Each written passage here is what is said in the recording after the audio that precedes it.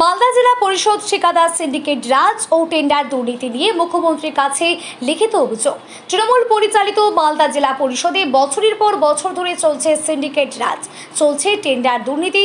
কোনো সাধারণ ঠিকাদার এখানে জেলা পরিষদ থেকে সরাসরি কাজ পায় না। তৃণমূল আশ্রয় থাকা কিছু সিন্ডিকেট মাফিয়া সমস্ত ঠিকাদারি কাজ নিজেদের নামে করে নেয়। এরপর 12 থেকে 22% কাটমানি নিয়ে সেই কাজ বাজারে বিক্রি করে দেয়।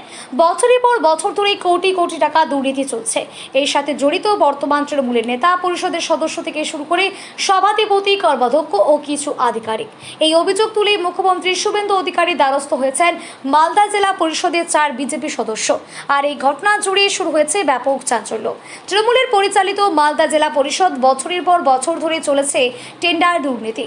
কোটি কোটি টাকা গেছে তৃণমূল কংগ্রেসের নেতা ও কিছু আধিকারিকদের পকেটে। আর এত পরিমাণ কাটমানি নেওয়া হয় যে সাধারণ একজন ঠিকাদারের সঠিকভাবে কাজ করায় কোনো উপায় থাকে না। ফলে কোনো কাজ 6 মাসের বেশি টেকসই হয় না। ঈদ শুরু করতে হবে দাবি বিজেপির জেলা পরিষদের সদস্যদের। অভিযোগ অস্বীকার করে সবাই একসাথে কাজ করি আহ্বান জেলা পরিষদের সহসভাপতি তৃণমূলের নেতা ATM রফিকুলের। ইতিমধ্যে বিজেপির 4 জেলা পরিষদ সদস্য মুখ্যমন্ত্রী শুভেন্দু অধিকারীর কাছে লিখিত অভিযোগ করেছেন। মালদা জেলা পরিষদ যে চলছে, মালদা জেলা পরিষদের দুর্নীতির আখড়াতে হয়ে গেছে। আমরা বিজেপি থেকে 4 জন মেম্বার পাস করেছি। আমরা যা তথ্য পাচ্ছি, জেলা পরিষদে একটা সিন্ডিকেট রাজ চলছে। একটা সিন্ডিকেটের আতুর ঘর হয়ে গেছে মালদা জেলা পরিষদ, যেখানে আমরা দেখতে পাচ্ছি যে এখানকার ADM জড়িত রয়েছে, ADM সাহেব জড়িত রয়েছে। এখানে সিন্ডিকেটের মাধ্যমে 0.2%-এ কাজ পেয়ে যাচ্ছে ঠিকাদাররা। আর একই ঠিকাদার বিভিন্ন রকম ফার্ম তৈরি করে কাজ করছে মালদা জেলা পরিষদে। এটা অনৈতিকভাবে হচ্ছে। আমরা DM সাহেবকে কমপ্লেন দিয়েছি। আমরা তদন্ত চাই, পূর্ণাঙ্গ তদন্ত হোক, ইনকোয়ারি কমিশন বসুক মালদা জেলা পরিষদে। একের পর এক দুর্নীতি, যেখানে 0.2% আপনারা দেখেন যে 0.2%, 0.4%-এ মালদা জেলা পরিষদের টেন্ডার হচ্ছে।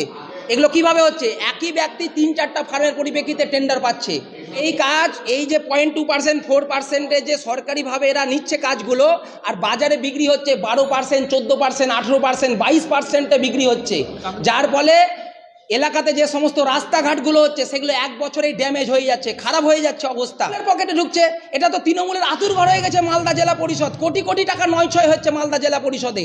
আর সরাসরি ইনভলভ হয়ে আছে এখানকার ADM ZP থেকে শুরু করে সমস্ত তৃণমূলের আধিকারিকরা থেকে শুরু করে তৃণমূলের যতজন মেম্বার আছে সমস্ত জড়িত আছে এই মালদা জেলা পরিষদের দুর্নীতির সাথে। আমরা যদি এই সুরাহা DM সাহেবকে জানিয়েছি, যদি সুরাহা করতে না পারে আমরা পঞ্চায়েত মিনিস্টার থেকে শুরু করে আমরা মাননীয় শুভেন্দু অধিকারী মহাশয়ের কাছে যাব।